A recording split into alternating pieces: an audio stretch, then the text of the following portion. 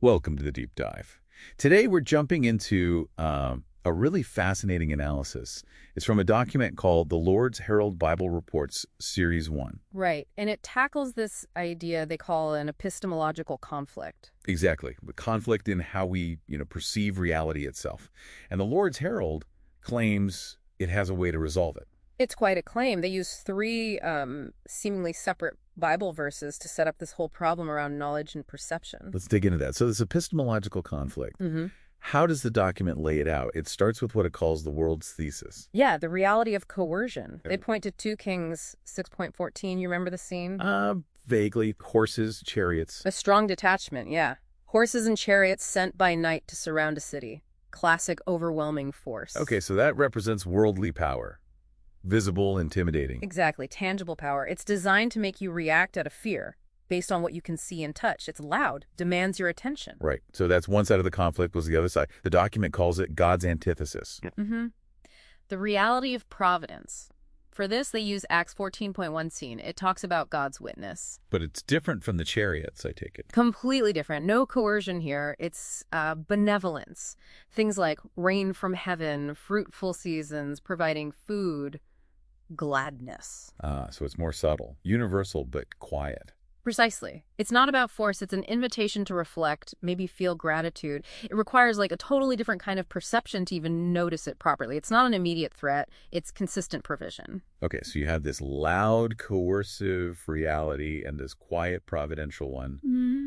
Where does humanity fit in? There's a crisis of perception. That's the bridge. Or the barrier, maybe. They bring in Hebrews 5.11. It says something like, much to say which is difficult, because you are dull of hearing. Dull of hearing, or slothful in your hearing, some translations say. Right. The document highlights the Greek word nithroi. It means sluggish, lazy, like a spiritual lethargy. So the idea is we can't grasp deeper truths, what the verse calls strong meat, because we're spiritually slow. That's the argument the Lord's Herald makes. Humanity is caught, overwhelmed by the loud worldly power and, missing the quiet divine witness because of this spiritual dullness. Okay, I see the conflict now. So how does the Lord's Herald Bible Report Series 1 claim to fix this, to resolve the conflict? Well, it presents itself as a whole system, really, a way to shift your perception from that worldly focus to the divine. And its method is unusual, right? Oh, definitely. It claims to get miracle and revelation from, believe it or not,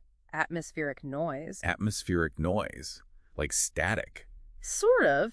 Using a true random number generator to pick verses, not just from the standard Bible, but also the Book of Enoch. Wow. Okay. Why? They say it bypasses human bias, like a divine oracle speaking through randomness. And what kind of strong meat, what difficult truth does this oracle provide? This is probably the most challenging part. It directly disputes the Trinity. Whoa. Okay. That's foundational for most Christians. It is.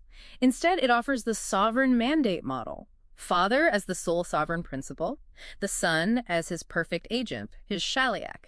And that's the strong meat meant to cure the slothful hearing. That seems to be the idea. A difficult interpretation designed to sharpen your spiritual senses, essentially, to help you grasp these deeper things. Interesting. Does it connect to prophecy as well?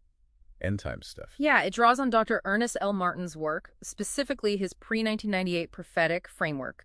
There's a 7,000-year plan mentioned. And the goal of all this? It seems aimed at validating a specific end-time ministry, a renewed Levitical priesthood led by an Elijah figure meant to restore God's true blueprint. So let's tie back. How does this whole system, the random verses, the sovereign mandate, the prophecy, address that original epistemological conflict? How does it counter the coercion? It reframes worldly power, those big armies, economic crises, political moves. It interprets them not as ultimate reality, but as, like, the death throes of a failing system. It deconstructs the scary great host from 2 Kings. Makes it seem less powerful, less permanent. Right. And the random verse method. That's presented as proof of God's subtle providence in action, showing his plan woven through randomness, not always obvious. Okay. And the perception crisis. The dull hearing. The challenging theology, the sovereign mandate model, that's the cure. Engaging with that difficult truth is supposed to be the antidote, sharpening your perception to overcome that spiritual sluggishness.